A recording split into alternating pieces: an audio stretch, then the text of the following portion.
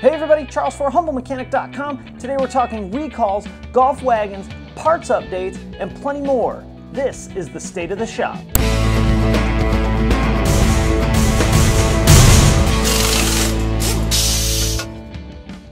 All right, everybody, welcome to episode 58 of the Humble Mechanic Podcast. The State of the Shop shows are where we take a look back at about the last month and basically recap the big important happenings. So I've really grown to like these shows a lot. It lets me look back at the last month and remember all those things that I forgot early in the month. It also lets me give you guys the highlights of what happened without boring you to death of the day in and day out type stuff. So big news on the recall front. Last year, Volkswagen came out with a recall to check the rear trailing arms on Jetta Sedan and Beetle. So that's going to be like 2011, 2012, up to 2013. And basically they're looking for any kind of damage of the rear axle due to impact. The recall was pretty easy. All we did was take a straight edge on the rear trailing arms and make sure that they weren't bent. Well, now we officially have the repair for this. This actually isn't fixing any kind of defect. What was happening was repair facilities weren't identifying bent trailing arms, and it was actually causing issues or potential issues down the road.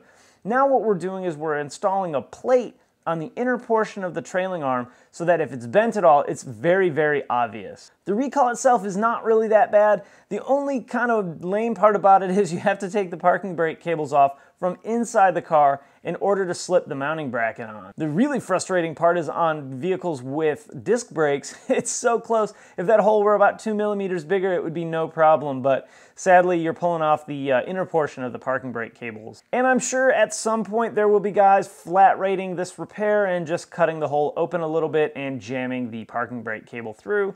While I don't recommend doing any kind of thing like that on a safety recall. So if you had a Jetta or a Beetle with that rear suspension check, you're probably going to be getting a letter about the actual repair at some point. So just be on the lookout for it. It takes about 45 minutes to an hour, and it's not a big deal. But hey, if you get it, just make sure we technicians can get in the back seat of the car or in the center console to get the parking brake cables undone. So we also got our new Golf SportWagons, which I'm sure I'm gonna have a really hard time not calling it a Jetta SportWagon, but I had a little bit of seat time in one. I really like it.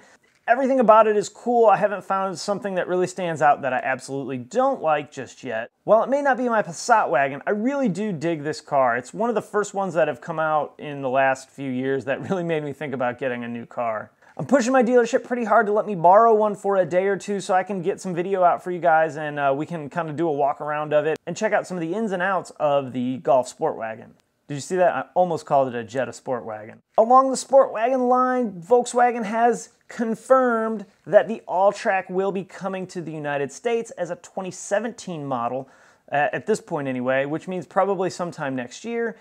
As much as I want to dive fully in and be excited about this, I'm going to hold my breath a little bit on it until I see one in the dealership.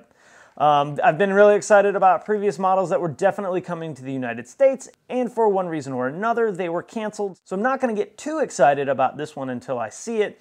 But when I do, man, what a cool car, and I may be tempted to kind of dive right into that one. We also got two Golf Rs in, one blue one and one gray one. The gray one is awesome. I absolutely love that color.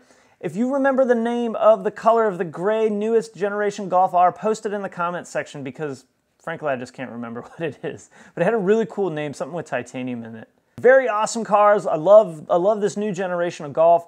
Very cool. Sadly, again, I didn't get to drive either one. They were both sold, and I was actually off when they came in. So hopefully, in the very near future, I'll be able to jump behind the wheel of one and take it for a test drive. And you better believe the GoPro will be strapped on it somewhere. Along the lines of the GoPro, I actually got a magnetic mount for my GoPro, so hopefully I can do some undercar stuff for you guys. Maybe we can see some live action movement of suspension parts and steering parts as well. One of the very first videos I did about failing parts was on the Volkswagen water pump for the 2.0 TSI engines. Well, it looks like Volkswagen's updated this part. Now the part where the water pump is actually a metal housing. The body of the pump is still a composite, but it actually looks like a different composite. It looks like a more heavy-duty piece, so hopefully these will hold up quite a bit better. If you guys haven't seen that video, I'll be sure to put a link to that in the show notes for you guys to check out. Now, that's just one of them. There are actually multiple water pumps for that engine, so it all depends on what engine code you have.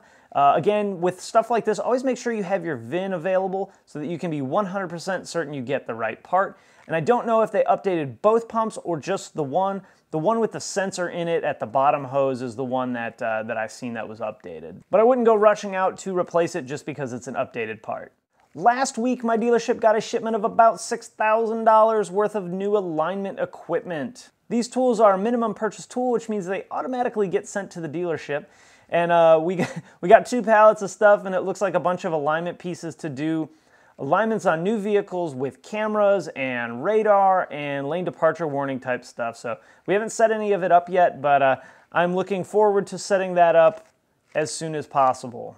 But speaking of alignments, I'm super excited that our dealership is actually getting a new alignment machine. A few months ago, we had to send ours out for repair. They sent the Hunter Hawkeye in for a sort of a loaner alignment rack, which is kind of funny to think about, for, I don't know, 3 weeks or so. And that thing was awesome. You could do an alignment check in under 2 minutes. You know, if you had to make any adjustments, it took about 15 minutes total to do the alignment. Well, I think we're actually getting one. I'm a little more certain of this than I am that the Golf AllTrack will be in the dealership showroom next year. But, you know, we'll see. They said 15 days or so before we get it. So the day that comes in, be on the lookout for Facebook, because I'll probably post like 14 pictures of it, and then one of my face. Even though we have a full-time alignment guy, us line techs do alignments after he leaves and on Saturdays. So that'll be a huge time saver on Saturdays. This time of year is when the AC jobs start rolling in the shop. Either my air conditioning doesn't work or my air conditioning stinks. I don't know if you guys seen the wiper blade video that I did where I posted a picture of my car covered in green pollen. So that's this time of year in North Carolina as well. I'll probably be putting a ton of pollen filters in our cars over the next few weeks. But I really do like doing AC work. It's nice to be able to have a car definitively have something wrong with it when you start and absolutely fix it when you're done. And hey, in the South, we all love our car's air conditioning. Speaking of air conditioning, this studio is not air conditioned, so I'm actually going to be moving this inside the house where it's nice and cool in the summertime.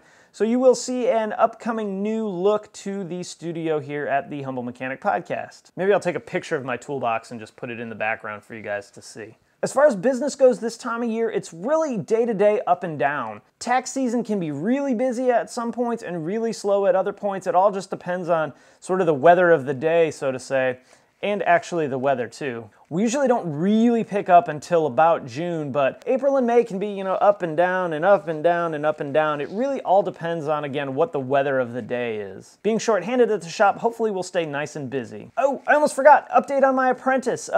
He's doing awesome. This guy's so good. He, sadly for everyone else, he set the bar really, really high.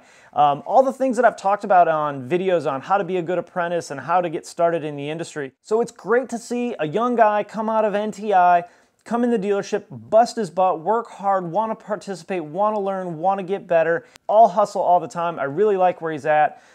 Very smart, very technical. You can see that he's got it. You know, I've said before about you get it or you don't. He's got this mentality to be a technician, and I think he's going to work out to be a really good tech. And again, sadly for the next few guys coming in, you better be bringing it real hard because he's done that and he's set the bar really high. We're probably going to have a few more NTI guys come through the dealership as apprentices or, you know, quick lube specialists. So I will update you guys about that as soon as I find out. It's kind of up in the air. It's been so hard to find good technicians or even technicians or just somebody that'll come in on time and want to work hard. So the update on those guys will be coming as soon as that happens. All right, guys, I'm going to wrap it up there. If you have any questions or comments, post it in the comments section below. Hey, if you like the video, throw it a thumbs up on YouTube. I always appreciate that. You can also subscribe on YouTube or on the blog at humblemechanic.com. You can also follow me on Facebook, Twitter, Instagram, the blog, humblemechanic.com, and obviously on YouTube. All right, guys, thanks for watching, and I will see you next time. Still no beer due to allergies, but we're sipping on a gin and tonic tonight.